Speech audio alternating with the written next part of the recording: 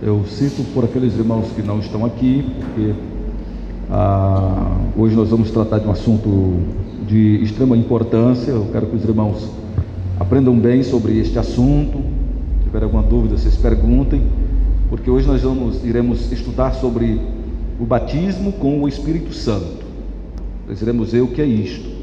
Então os irmãos prestem bastante atenção, questionem, perguntem se tiverem dúvidas, se for o caso, porque isto é uma questão que é muito discutida entre os pentecostais, neopentecostais. Eles dizem que os presbiterianos não são batizados com o Espírito Santo, não tem o Espírito Santo.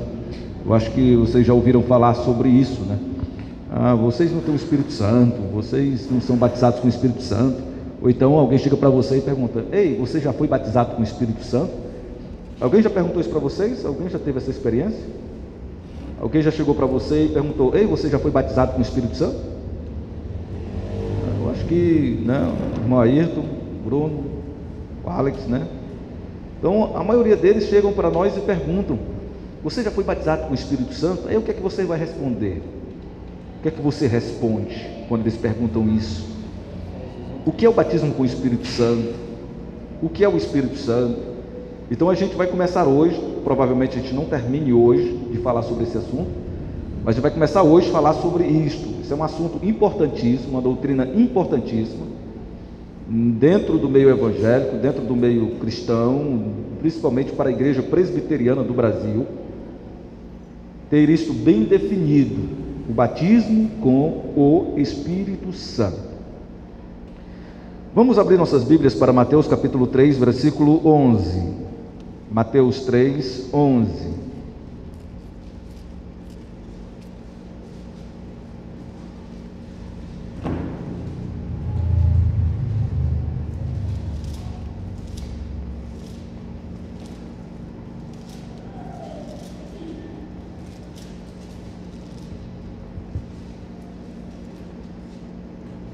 Mateus capítulo 3, versículo 11.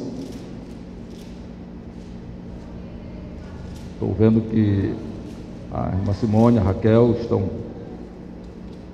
com um lapisinho anotando, né, uma caneta, anotando o seu estudo, né?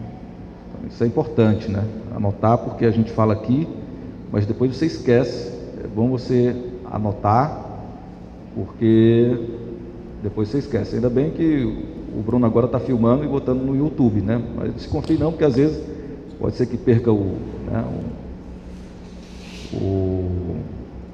a gravação. Então é bom ter as suas anotaçõezinhas. O batismo com o Espírito Santo. Eu já dei esse estudo várias vezes sobre o batismo com o Espírito Santo, mas hoje à tarde eu passei um bom tempo estudando mais ainda sobre o assunto. O Adriano, quando foi lá em casa, com o Bruno, estava estudando agora à tarde. Eu ligo o computador na televisão, fica a tela bem grande, dá para a gente estudar sem apurar muito a vista. Eu estava estudando, então à tarde passei um bom pedaço estudando para poder trazer bem aprimorado o estudo, né? E a gente sempre estuda bastante antes de trazer o estudo. Ninguém vem aqui falar qualquer coisa. Muito bem, então Mateus capítulo 3, versículo 11 diz: eu vos batizo com água para arrependimento, mas aquele que vem depois de mim é mais poderoso do que eu, cujas sandálias não sou digno de levar. Ele vos batizará com o Espírito Santo e com fogo. Versículo 11 do capítulo 3 de Mateus. João Batista, quem está falando aqui é João Batista. Aqui no momento que João Batista está batizando no Rio Jordão, e ele está falando sobre Jesus Cristo, que iria vir, e que Jesus ele ia ter a autoridade de batizar com o Espírito Santo e com fogo. Com o Espírito Santo e com fogo. O importante e o interessante aqui é nós sabermos o que é este batismo com o Espírito Santo e com fogo. Está falando da mesma coisa? Os pentecostais dizem que sim. Os pentecostais, os neopentecostais, defendem que batismo com o Espírito Santo e com fogo aqui está dizendo a mesma coisa. Já os que são reformados, eles dizem que não está falando da mesma coisa. E o que nos resta é saber, está falando da mesma coisa ou está falando de duas coisas diferentes? João Batista está falando aqui da mesma coisa, batismo com o Espírito Santo e com fogo, ou está falando de coisas diferentes? De duas coisas diferentes. É necessário que nós definamos isto.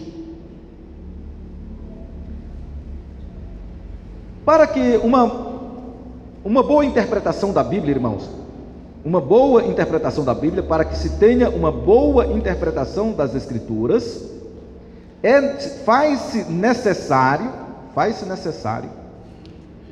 que nós obedeçamos algumas regras.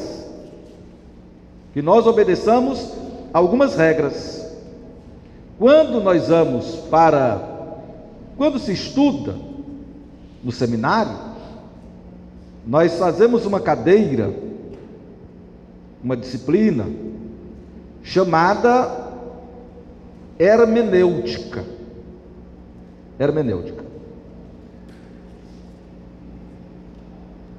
Quando Filipe estava no carro, ou melhor, quando o eunuco estava no carro, voltando para a Etiópia, o etíope estava voltando para a sua terra, o Filipe é levado pelo Espírito Santo e pergunta para o eunuco: entendes o que lês? Como interpretas? Como é que eu posso entender se não tem quem me explique? Como é que eu posso entender se não há quem me ensine, que me explique? Como interpretas? Qual a tua hermenêutica disso? Então a hermenêutica sacra vem daí, é baseado lá em Filipos, ou melhor, nesse episódio de Atos dos Apóstolos, quando o eunuco está voltando e Filipe é levado pelo Espírito Santo para falar sobre o livro do profeta Isaías, que o eunuco ia lendo em cima do carro, voltando para a sua terra. Entendes o que lês? Até um livro de hermenêutica intitulado Entendes o que lês? A forma de interpretar. Então, a Bíblia necessita algumas regras para se interpretar a Bíblia. Nem todo mundo sabe interpretar a Bíblia. Nem todo mundo pode interpretar a Bíblia. Porque Jesus Cristo, Ele deixou a regra como se interpreta a Bíblia.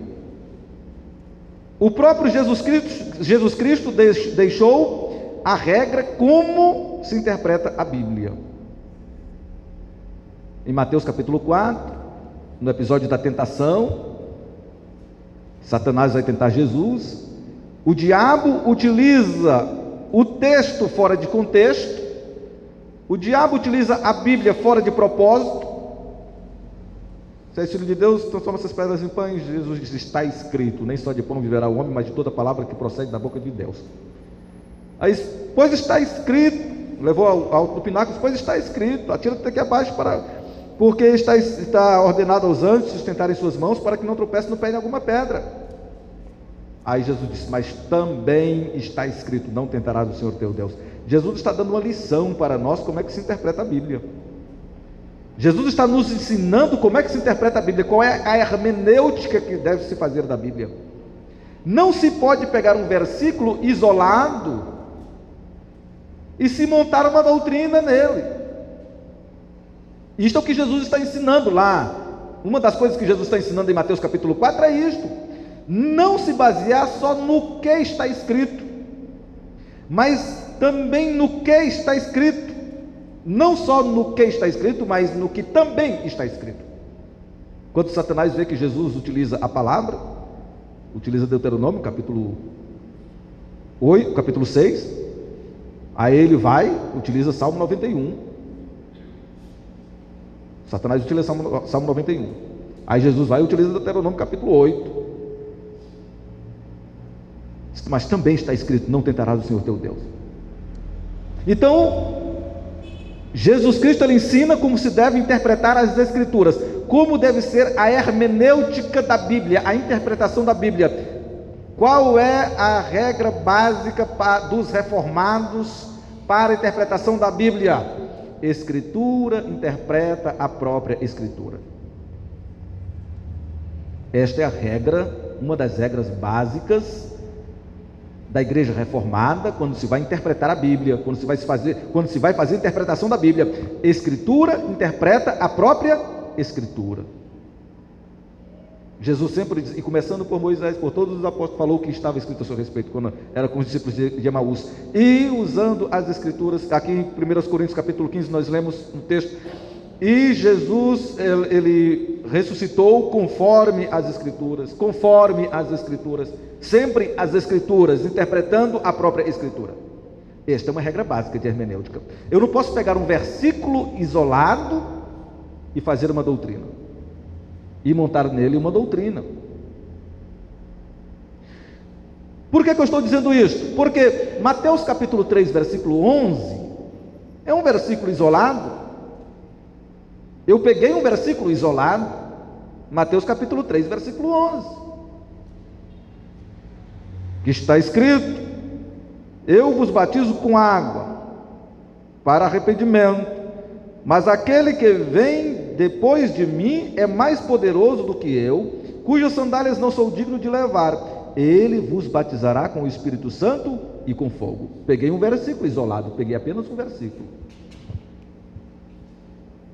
Eu seria irresponsável, infiel às Escrituras, eu estaria não sendo honesto para com as Escrituras, se eu pegasse apenas este versículo para montar em cima dele uma doutrina.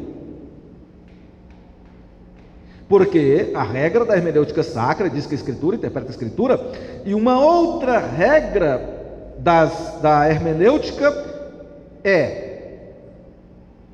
veja o contexto imediato onde está inserido o versículo. O que é o contexto imediato? O contexto imediato é o que vem antes e o que vem depois. Isto é o contexto imediato. Você pega o versículo e olhe para o seu contexto imediato, o que vem antes e o que vem depois. O que é que vem dizendo antes, o que é que vem dizendo depois? E depois de olhar para o contexto imediato, você ainda tem que observar o contexto lato. O que é o contexto lato? É toda a Bíblia. Porque este versículo está inserido na Bíblia, que não se contradiz e não pode haver contradição. Então tem que se respeitar o contexto imediato, outra regra hermenêutica, que é o que vem antes do versículo e o que vem depois, e o contexto lato, é o que está em toda a Bíblia. Por isso deve-se ter cuidado quando se vai interpretar as Escrituras. Por isto, nem todo mundo pode interpretar as Escrituras, nem todo mundo segue esta linha de interpretação das Escrituras. Já que para eu interpretar a Escritura eu não posso utilizar um versículo isolado, então eu não posso me basear só em Mateus capítulo 3, versículo 11. Eu vou respeitar logo o seu contexto imediato. O que é que vem antes, o que é que vem depois? O que é que vem antes do versículo 11? Porque o versículo 11 está inserido dentro de um contexto, dentro de um texto. O versículo 11 está inserido dentro de um texto. Ele não é um versículo sozinho. Então vamos ver o que é que está sendo dito antes. Antes, está escrito aí, a partir do versículo de número 1, vamos ler o versículo 1 até o versículo 10, para a gente ver o que está sendo, o que é que vem antes deste versículo.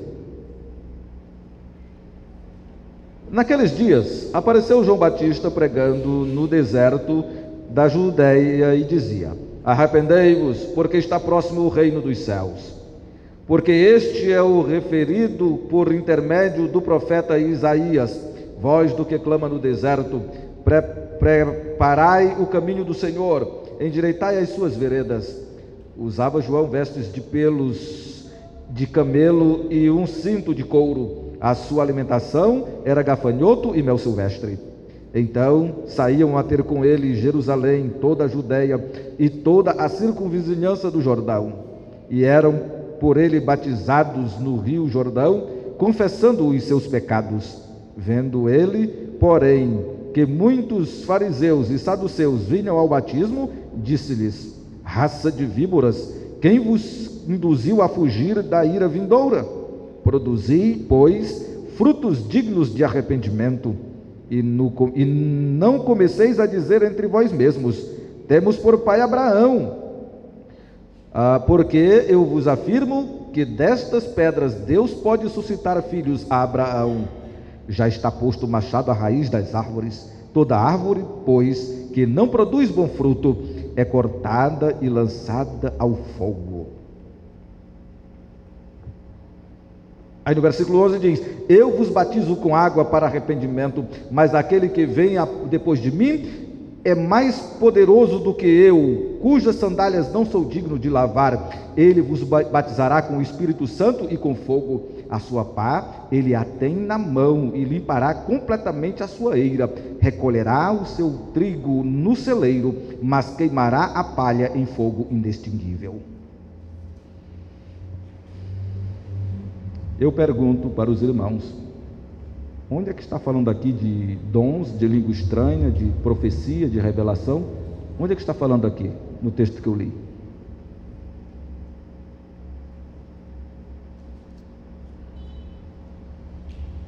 Porque os pentecostais pegam o versículo de número 11, isoladamente diz: está aqui, Jesus está dizendo, o João Batista está dizendo que Jesus vai batizar com o Espírito Santo e com fogo. E para eles, Espírito Santo e com fogo é a mesma coisa. Só que João Batista está falando de arrependimento. João Batista está falando de salvação e condenação. Ele está dizendo no versículo de número 7: vendo ele, porém, que muitos fariseus e saduceus vinham ao batismo, disse-lhes: raça de víboras, quem vos induziu a fugir da ira vindoura? Quando ele vê os fariseus e os saduceus, que eram grupos religiosos naquela época, que eram contrários a Jesus Cristo, eles veem eles indo para o batismo, ele diz: raça de víboras, quem vos induziu a fugir da ira vindoura? Ele está falando de quê? Está falando de quê, irmãos? O que é a ira vindoura?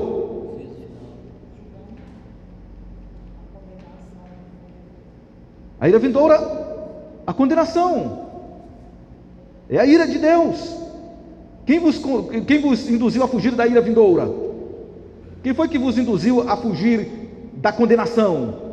Quem foi que vos induziu a fugir da ira de Deus? João está falando da ira de Deus. Não está falando aqui de línguas estranhas ou outras línguas, ou variedades de línguas, ou batismo com isso. Então, não. O profecia ou revelação não está falando nada disso. Está perguntando: quem vos induziu a fugir da ira vindoura? Continuemos. Produzi, pois, frutos dignos de arrependimento. Ele está dizendo: olha, vocês têm que produzir fruto digno de arrependimento, vocês têm que produzir frutos de pessoas arrependidas, vocês não podem estar como se fossem pessoas que não estão arrependidas, não. Vocês têm que não só dizer que são de Deus, mas vocês têm que mostrar que são de Deus. Vocês não têm que mostrar, apenas dizer que são servos de Deus, mas têm que mostrar que são servos de Deus. Não só dizer: por isso não produzi, ou melhor, produzi frutos dignos de arrependimento. João está falando de arrependimento, ira vindoura, arrependimento. Continuemos. Verso de número 10, ou melhor, 9. E não comeceis a dizer entre vós mesmos: temos por pai a Abraão, porque eu vos afirmo que destas pedras Deus pode suscitar filhos a Abraão. Porque eles achavam que, sendo filhos de Abraão, já tinham direito à salvação. Só pelo fato de serem filhos de Abraão, já tinham direito à salvação, porque eles achavam que Abraão tinha conseguido méritos diante de Deus, e os méritos de Abraão eram suficientes para salvar a todos os judeus. Então, só pelo fato de ser de Israel, só pelo fato de ser descendente de Abraão, achavam que já tinham salvação, só pelo fato de serem filhos de Abraão. Então, por isso que João Batista está dizendo: e não comeceis a dizer entre vós, nós temos por pai Abraão, como se fosse, nós já somos salvos, nós temos direito ao céu, nós temos direito à vida eterna, nós não vamos passar pela ira vindoura, porque nós somos filhos de Abraão. Agora veja o versículo 10: já está posto o machado à raiz das árvores. Toda árvore, pois, que não produz bom fruto, é cortada e lançada ao fogo. Está falando de que aqui, João Batista? Falando do juízo de Deus. Toda árvore que não produz bom fruto é cortada e lançada onde? No fogo. Está falando de condenação. Aí ele diz aqui no versículo de número 11: eu vos batizo com água para arrependimento, mas aquele que vem depois de mim é mais poderoso do que eu, cujas sandálias não sou digno de levar. Ele vos batizará com o Espírito Santo e com fogo. A sua pá ele a tem na mão e limpará completamente a sua eira. O que era a eira? O que era a pá? A pá todo mundo sabe o que é uma pá, não é? Um instrumento que o trigo estava na eira. O que era a eira? A eira era um local de pedra, ou um local onde eles deixavam um chão batido ou pedra, onde eles colocavam o trigo para secar. Ali, depois de eles baterem as espigas do milho, eles colocavam ali, mas ficavam as palhas misturadas com o trigo, e eles pegavam a pá, jogavam o trigo para cima, e a palha era levada. O trigo caía, que era mais pesado, e a palha era levada. E ele pegava, e ele diz aqui: a sua pá ele a tem na mão e limpará completamente a sua eira. Vai tirar a palha e deixar só o trigo. Recolherá o seu trigo no celeiro, mas queimará a palha em fogo inextinguível. Então João Batista está falando aqui a respeito de julgamento. Está falando sobre o julgamento de Jesus, que Jesus iria fazer, sobre a ira de Deus. Jesus é aquele que batiza com o Espírito Santo e com fogo. Então, batismo com o Espírito Santo e com fogo, atendendo e obedecendo o que Jesus nos ensinou em Mateus capítulo 4, que não devemos nos basear só no que está escrito, mas no que também está escrito, obedecendo a regra hermenêutica de que a Escritura, a hermenêutica pelo que os reformados defendem, que a Escritura interpreta a própria Escritura. E o que a própria Escritura nos mostra, que a Escritura, ela é a base para a sua própria interpretação. Nós não estamos vendo aqui, pelo contexto imediato, falando de duas coisas iguais. Nós não estamos vendo falando de duas coisas iguais. Não sei de onde é que a pessoa consegue tirar aqui, de Mateus capítulo 3, versículo 11, o batismo com o Espírito Santo e com fogo, sendo o que eles dizem que fazem hoje, ou falando sobre dons. Aqui não está falando sobre dons. Esse texto não pode ser utilizado para falar sobre dons, porque o seu contexto não está falando sobre dons espirituais. Está falando sobre duas coisas diferentes. Um é o batismo com o Espírito Santo e o outro é o batismo com fogo. Está falando de salvação e está falando de condenação. Está falando daqueles que vão morar no céu e daqueles que vão morar no inferno. É isso que está sendo dito todo o tempo. João Batista vem falando isso. Aí chega no versículo 3, muda totalmente de assunto. Não pode. Como é que ele vem falando sobre o machado está à raiz das árvores, e será a árvore que não der bom fruto será cortada e lançada no fogo? Está dizendo que quem vos induziu, raça de víboras, quem vos induziu a fugir da ira vindoura? Depois do versículo 11 diz que ele tem a sua pá na sua mão e limpará completamente a sua eira, o trigo colocará no celeiro e a palha queimará no fogo inextinguível. E só o versículo 11 vai falar de dons espirituais, quando todo o contexto vem falando de salvação e condenação. Todo o contexto vem falando de salvação e condenação, falando de duas coisas diferentes. Aí quando chega no versículo 11, de repente dá uma louca, quer dizer, que não foi João. O Espírito Santo, de repente, no versículo 11, muda totalmente de assunto, só no versículo 11, e continua falando outra coisa. Não existe isso. Não existe isso. Então o versículo 11 não pode ser utilizado para fundamentar os dons espirituais. Porque o batismo com o Espírito Santo e com fogo, aqui do versículo 11 do capítulo 3, não está se referindo a dons espirituais, está se referindo a salvação e condenação. Jesus é aquele que salva e também aquele que manda para o inferno.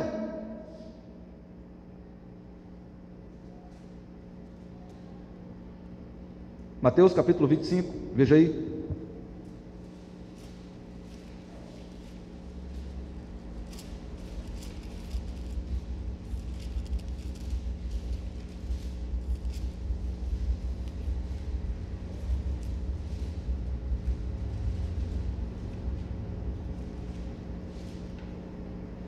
Veja o versículo 34. Então dirá o rei aos que estiverem à sua direita: vinde, benditos de meu Pai, entrai na posse do reino que vos está preparado desde a fundação do mundo. Veja o versículo 41. Então o rei dirá também aos que estiverem à sua esquerda: apartai-vos de mim, malditos, para o fogo eterno preparado para o diabo e os seus anjos. Salvação e condenação. Aí no versículo de número 46: e irão estes para o castigo eterno, porém os justos para a vida eterna. Salvação e condenação. Jesus é aquele que manda para o céu e aquele que manda para o inferno. Jesus é aquele que manda para o céu e o que manda para o inferno. Está aí, Mateus capítulo 25, versículo 34, versículo 41 e versículo 46 de Mateus capítulo 45. É a mesma coisa que João Batista está falando lá em Mateus capítulo 3, versículo 11. E ele vos batizará com o Espírito Santo e com fogo. O contexto fica bem claro, o contexto imediato fica bem claro, dizendo que Jesus, ele é o que batiza com o Espírito Santo os salvos, sela com o Espírito Santo, e batiza com fogo, sela também os condenados. É o que manda para o céu e o que manda para o inferno. Então, Mateus capítulo 3, versículo 11, não pode ser utilizado para fundamentar dons espirituais, como os pentecostais querem fazer, como os neopentecostais querem fazer. E eles utilizam este versículo para poder dizer: está aqui, está na Bíblia, está escrito, ó, veja aí, Mateus capítulo 3, versículo 11, e ele virá e batizará com o Espírito Santo com fogo, está aqui. Eles usam só o versículo de número 11, usam um texto fora de contexto, não estão respeitando e não estão seguindo a orientação de Jesus Cristo, que a Escritura interpreta a própria Escritura, e não sabem nem o que é hermenêutica, o que é interpretar as Escrituras. Entende o que lês? Como eu posso entender se não há quem me ensine? Como interpretas? Qual é a tua hermenêutica? Qual a tua interpretação? As Escrituras necessitam de interpretação. Não é a pessoa ler um versículo e dizer: está aqui, está escrito, como Satanás fez. Satanás diz: está escrito, pula daqui. Aí Jesus diz: mas também está escrito, não tentarás o Senhor teu Deus. Perdeu Satanás. Porque não é só o que está escrito, mas é o que também está escrito. Os irmãos têm uma pergunta até agora? Tem alguma pergunta até agora? Está tudo bem? Está entendendo tudo direitinho? Está coerente? Muito bem. Ok. Então,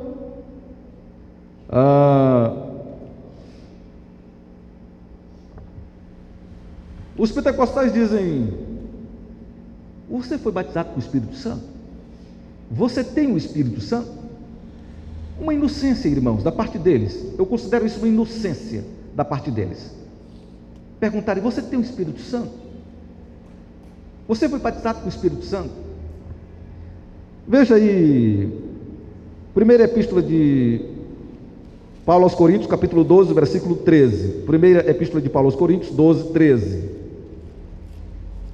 Primeira epístola de Paulo aos Coríntios, 12, 13.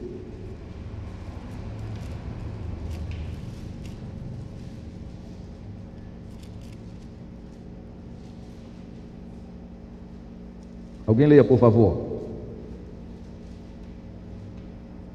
Pois em um só Espírito todos nós somos batizados em um corpo, quer judeus, quer gregos, quer escravos, quer livres, e a todos nós foi dado beber de um só Espírito. Todos nós fomos batizados em um corpo, e a todos nós foi dado a beber de um só Espírito. O apóstolo Paulo estava falando todos nós quem? Todos os crentes. Todos os crentes. Todos os crentes, todos, ele diz: olha, todos nós fomos batizados em um só corpo, e a todos nós foi dado a beber de um só Espírito. Ele diz que todos os crentes receberam o quê? O Espírito Santo. Todos os crentes receberam o Espírito Santo. Mas todos os crentes, porque os pentecostais, eles dizem: você já tem o Espírito Santo, você é batizado no Espírito Santo. Para eles, o que é ser batizado no Espírito Santo? Falar em outras línguas, ou falar em língua estranha. Para eles é isso. E nós já vimos bastante o estudo de outras línguas estranhas, e sabemos que isto eram idiomas que existiam naquela época. Nós vamos ver depois por que existiram naquela época.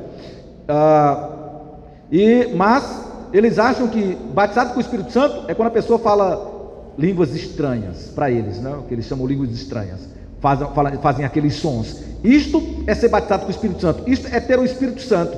Quem não faz isto, não tem o Espírito Santo para eles. Só que a palavra de Deus está dizendo que todos nós fomos batizados em um só corpo, e a todos nós foi dado a beber de um só Espírito.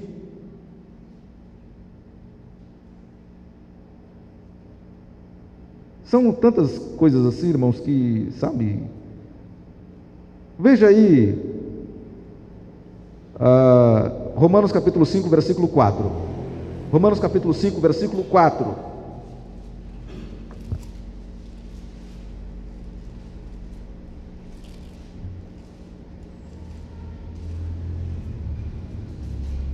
Alguém leia Romanos 5, 4.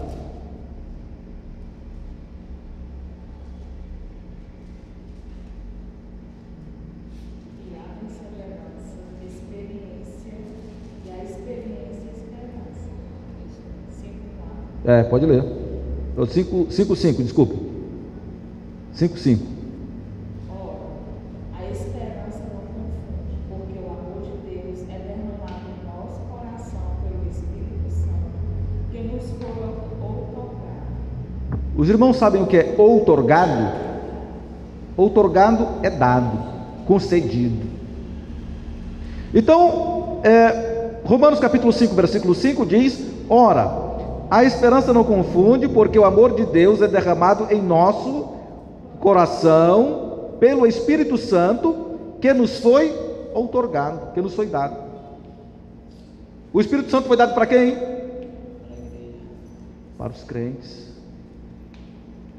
Foi derramado já em nossos corações o amor de Deus, pelo Espírito Santo que nos foi dado.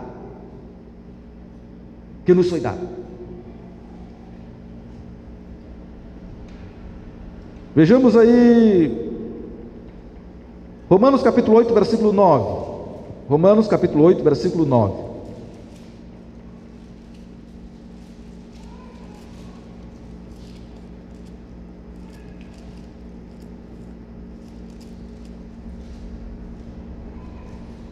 Romanos 8, 9, o que é que diz?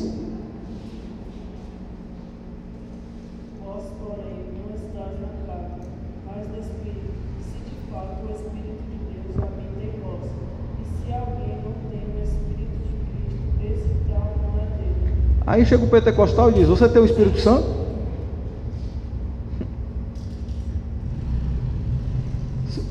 A palavra de Deus diz que aquele que não tem o Espírito de Cristo, esse tal não é dele. Você está perguntando se eu sou de Cristo? Porque se você está dizendo que eu não tenho o Espírito Santo, você está dizendo que eu não sou de Cristo. Pois aquele que não tem o Espírito Santo, este tal, que não tem o Espírito de Cristo, esse tal não é dele. Ora, se eu sou de Cristo, automaticamente eu tenho o Espírito Santo. Você está vendo a inocência dos pentecostais? Chegar e perguntar se você tem o Espírito Santo, se você foi batizado com o Espírito Santo, quando a palavra de Deus diz que todos nós fomos batizados em um só Espírito, que todos nós temos o Espírito de Cristo. Aquele que não tem o Espírito de Cristo, este tal não é dele.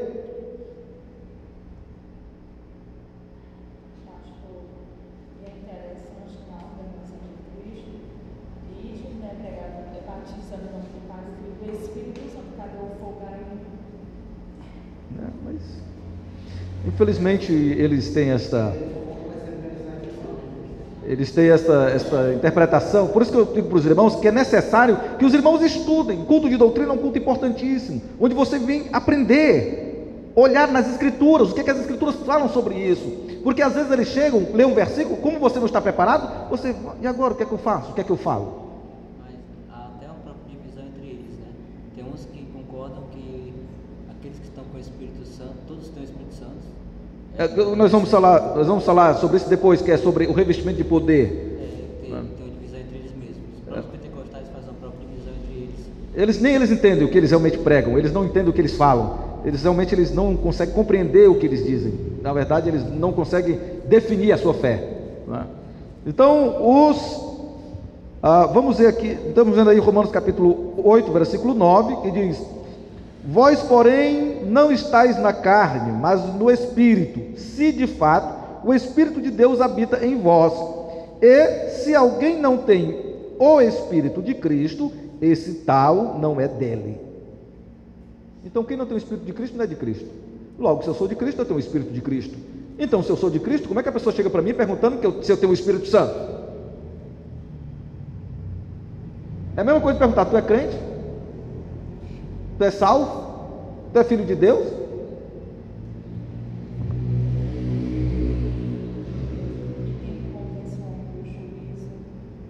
Veja aí Romanos capítulo 8, versículo 14. Romanos 8, 14. Romanos 8, 14, o que é que diz?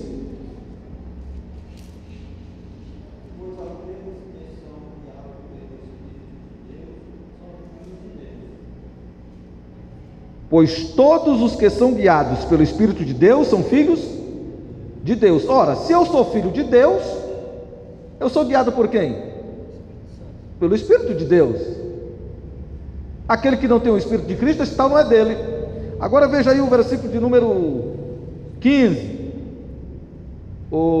Diz assim: porque não recebestes o espírito de escravidão, mas para viverdes outra vez, ou melhor, porque não recebestes o espírito de escravidão para viverdes outra vez atemorizado, mas recebestes o espírito de adoção, baseados no qual clamamos: Abba, Pai. O próprio Espírito testifica com o nosso espírito que de que somos filhos de Deus. Por que no versículo 15 Espírito está em letra minúscula? Versículo 15? Isso. Pois o nosso espírito é letra minúscula, porque o Espírito, Aqui não está falando do Espírito Santo, não. veja bem, o próprio Espírito, letra maiúscula, Espírito Santo. Presta atenção aí, o próprio Espírito, com letra maiúscula, Espírito Santo, testifica com o nosso espírito, letra minúscula, o nosso espírito, que somos filhos de Deus, certo? Então, quando é o nosso espírito, é minúsculo. Quando é o Espírito Santo, letra maiúscula. Então, irmãos, o Espírito Santo é dado a todo aquele que é filho de Deus.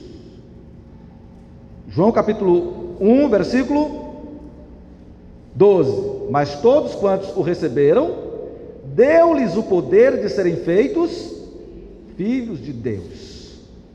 Mas todos quantos o receberam quem? Jesus, mediante o que? O Espírito Santo. Deu-lhes o poder de serem feitos filhos de Deus. E todo aquele que é filho de Deus é guiado pelo Espírito de Deus. Aquele que não tem o Espírito de Cristo, este tal não é dele. Logo, todo aquele que recebeu Jesus como Senhor e Salvador de sua vida, todo aquele que foi salvo, ele tem o Espírito Santo. Veja aí Efésios capítulo 1, versículos 11 a 13. Efésios capítulo 1. Efésios 1,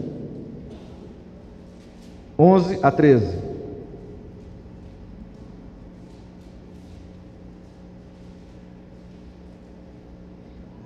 Nele, digo, no qual fomos também feitos herança, predestinados segundo o propósito daquele que faz todas as coisas conforme o conselho da sua vontade, a fim de sermos para louvor da sua glória, nós, os que de antemão esperamos em Cristo, em quem também vós, depois que ouvistes a palavra da verdade, o evangelho da vossa salvação, tendo nele também crido, fostes selados com o Espírito Santo, ou com o Santo Espírito da promessa. Nós somos o quê? Selados com o Santo Espírito da promessa. Nós somos selados com o Espírito Santo. O Espírito Santo é o nosso selo. Era como se fosse o rei. Antigamente ele tinha o seu selo. Os homens nobres tinham seus selos para marcarem as suas propriedades. Isso aqui é meu, marcado com o meu anel, marcado com o meu selo. Nós somos selados com o Espírito Santo da promessa. Somos propriedades de Deus. Temos a marca do Espírito Santo. Nós temos o Espírito Santo. Tendo nele crido, foram selados. Mostrando que são os crentes que os crentes em Cristo. Veja aí em Efésios 4:30. Efésios capítulo 4, versículo 30. O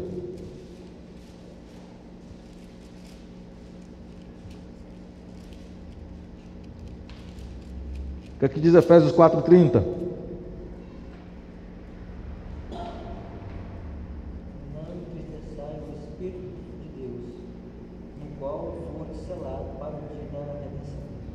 E não entristeçais o Espírito de Deus, nos quais fostes selados para o dia da redenção.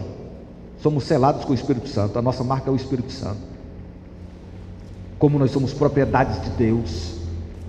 Por isso que a palavra do Senhor diz que nós somos nação santa, raça eleita, povo de propriedade exclusiva de Deus, porque nós somos selados, marcados. Nós temos o Espírito Santo em nós.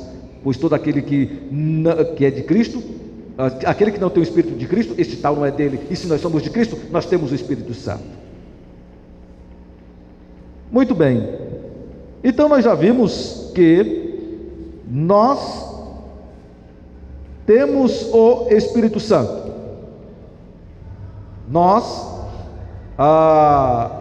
já temos o Espírito Santo, fomos batizados com o Espírito Santo.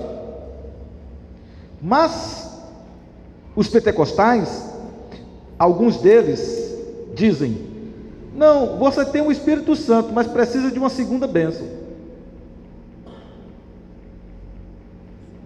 É a chamada segunda bênção. Você tem o Espírito Santo, mas você precisa de uma segunda bênção, que é o batismo com o Espírito Santo. Você tem o Espírito Santo, mas não é batizado com o Espírito Santo. Aí ninguém entende, né? Como é que a pessoa tem o Espírito Santo e não é batizado com o Espírito Santo. Porque nós já vimos que todos nós já fomos batizados com o Espírito Santo. Então eles confundem batismo com o Espírito Santo com o revestimento de poder, que aconteceu em Atos capítulo 2, que estava prometido em Joel capítulo 2, versículos 33 em diante, de Joel capítulo 2. E em Atos capítulo 2 se cumpriu esta promessa. Eles confundem batismo com o Espírito Santo com revestimento de poder. Aí ele diz: não, mas você, não, tudo bem, você tem o Espírito Santo, mas você precisa da segunda bênção. Você precisa ser batizado com o Espírito Santo. Não, mas já fui batizado, a Bíblia diz que eu já fui batizado. Todo crente já é batizado com o Espírito Santo. Todos nós somos batizados em um só Espírito, e foi nos dado a beber de um só Espírito. Não, mas você precisa da segunda bênção. Aí eles confundem, eles não sabem mais o que estão dizendo. Aí eles não sabem mais o que é batismo com o Espírito Santo, nem o que é revestimento de poder, e nem sabem mais o que estão dizendo, se confundem todos. Se confundem todos. Na próxima sexta, porque não vai dar tempo agora, nós vamos ver o que é este revestimento de poder. Nós vamos ver mais sobre a questão do batismo com o Espírito Santo. Vamos ver o que é estar cheio do Espírito Santo, porque a Bíblia diz: enchei-vos do Espírito. Enchei-vos do Espírito. Vamos ver o que é estar cheio do Espírito Santo.